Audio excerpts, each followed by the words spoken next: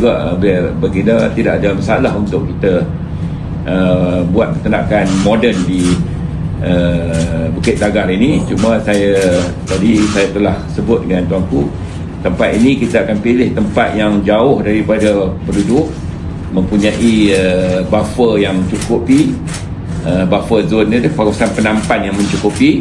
Sebab tu kawasan tu agak luas, kita melihat dalam sekitar 500 ekar. Sebab tuanku pun tanya kenapa luas sangat, sebab diperlukan untuk penampan. Bukan saja penampan di luar tu, perimeter tu, tapi juga antara ladang ke ladang tu kena ada penampan. Yang keduanya, kita sebagaimana kita daripada dulu, kita memang kerajaan negeri memang letakkan syarat ini daripada dulu, lama dah. Pertama, kawasan penampan. Kedua, tertutup. Moden, tuanku pun menyebut mengenai lawatan-lawatan, tengok banyak dah pergi melawat berada tempat tengok ternakan babi yang moden ni. Moden bukan makna moden apa, kita nak mengelakkan daripada bau tu. Jadi bila dibuat dengan tu, dan juga selamat dari penyakit. Jadi dia ketertutup.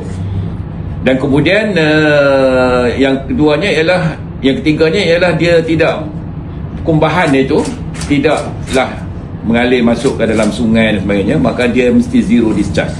Mana dia sekitar di situ saja. Dan ini, teknologi ini pun telah dilaksanakan di Pulau Pinang. Mereka telah mengambil kumbahan daripada ternakan babi ini dan mereka convert into biogas untuk